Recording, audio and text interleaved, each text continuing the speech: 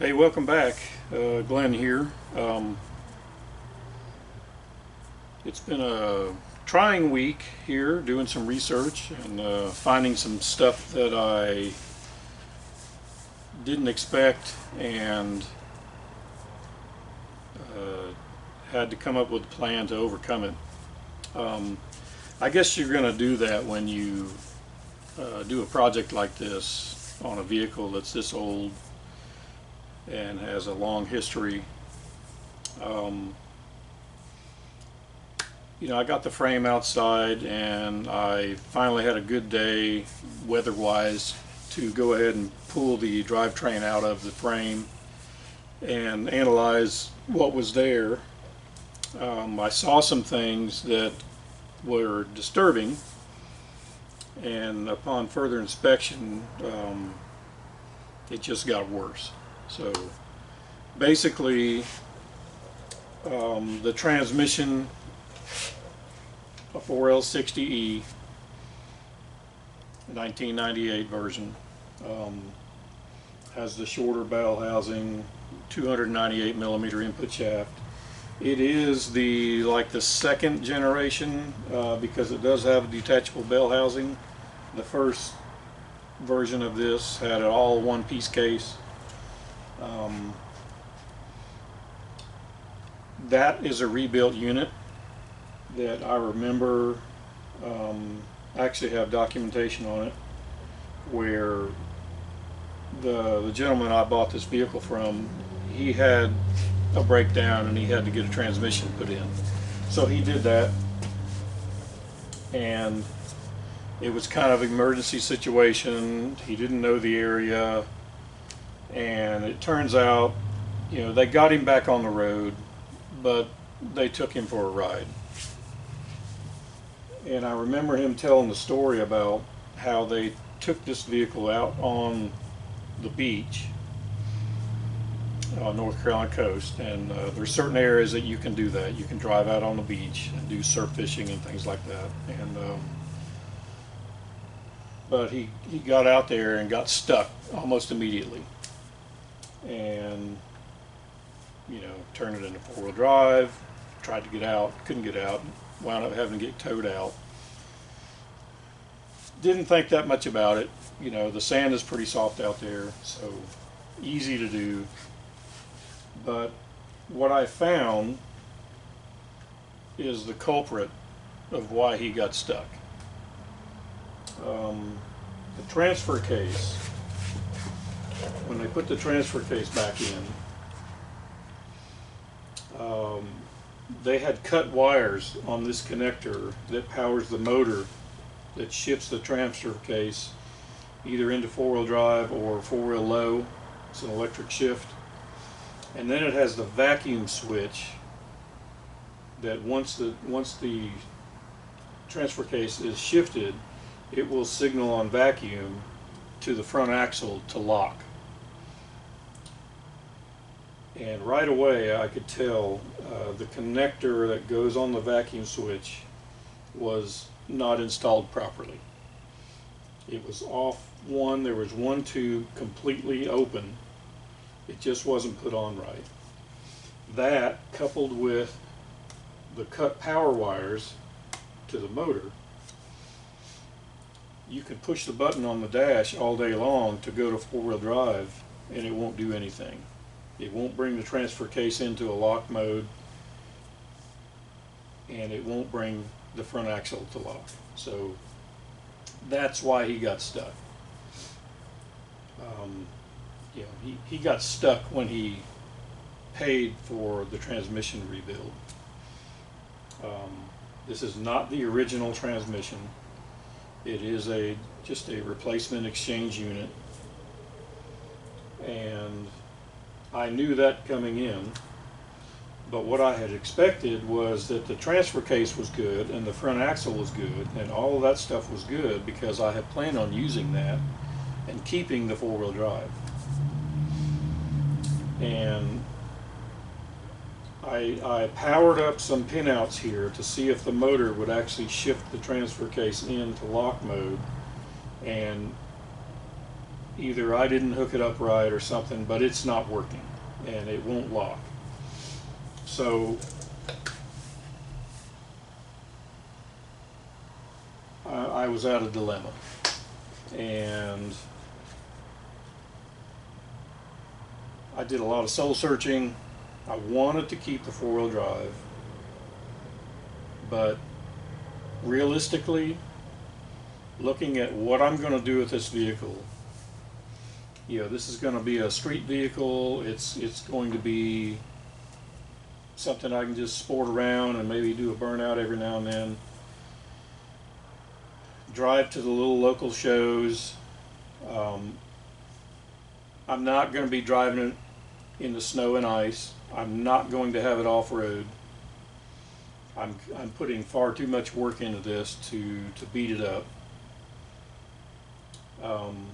So I said, okay, let's back up and punt here. Let's rethink the driveline.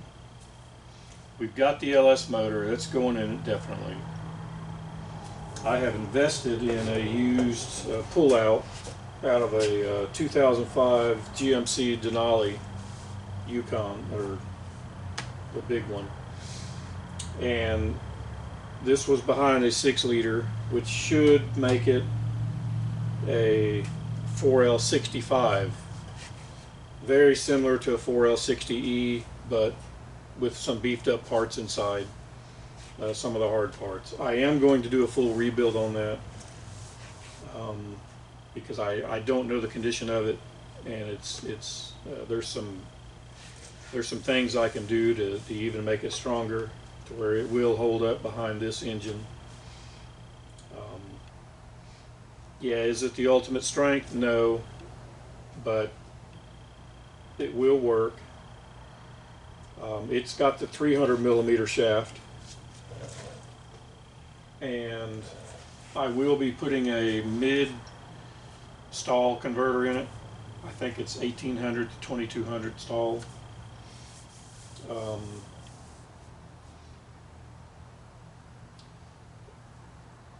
So I was going to do that. Then I thought, well, this will be prime time to maybe even look at doing a manual transmission. So I spent about 3 days when I got home from work at night and scouring the internet looking for a manual transmission solution. And I don't want to put a truck transmission in here. They don't synchronize well and shift well. You can do some work to them, but they're relatively inexpensive. But I've already invested in this. Plus, the ECM that I have is set up for this transmission. It's already been pre-programmed for this. Although I can change the tune in it for like a T56, or I was actually looking for a TKO 500 or 600 transmission, because they will handle the 500 or 600 foot-pounds of torque, and I can put it in once and be done. But you can't get those things for less than $2,500. And then by the time I buy a bell housing, the clutch, pressure plate, throwout bearing, all that stuff,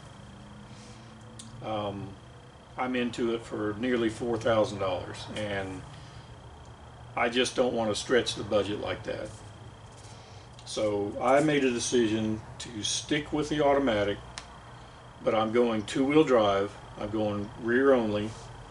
I've already ordered a two-wheel drive tail shaft and housing for 80 bucks to go on this transmission in place of the adapter for the transfer case. So this will be a two-wheel drive, and it'll work fine. I'll be happy with it.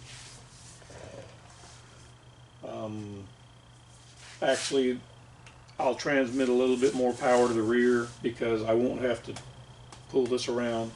I get rid of the weight here. It also solves another issue for me. This Blazer, the four-wheel drive versions, the cross member is actually pretty far forward on these, and I'll show a picture here. But what that does, it opens up to where I don't need a special oil pan. I can use the Silverado pan that I've got, or better yet, find a Hummer H3 pan kit and use that. That way it doesn't hang so low. So that's what I'm going to do.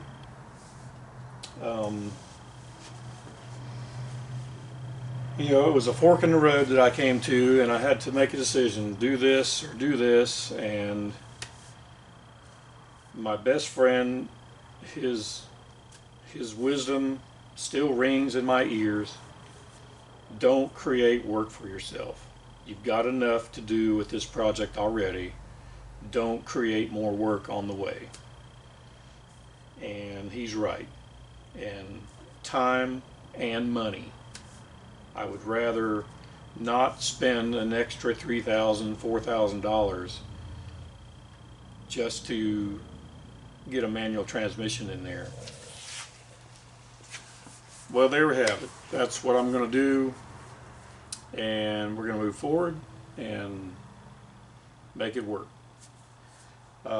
Been busy doing other things. You can see I've got the firewall pretty well stripped out, all except for the harness that's in there. Probably going to go ahead and remove the heat shields. I just got to drill the rivets off. I'll probably be putting that back on, but I want to see the condition of it underneath. Got a little surface rust here, nothing through, a little bit here. Can sand that out, put some POR on it, and then paint over that. It's going to be fine. Yeah, no surprises up here. Everything was in good shape. Even down in the air intake for the vent system here at the cowl. Nothing wrong there. I still need to replace the actuator for this, the door for heat to cool, and I ran a pressure check on the heater core and it was great. No leakage, and I'm probably just going to flush that out at this point.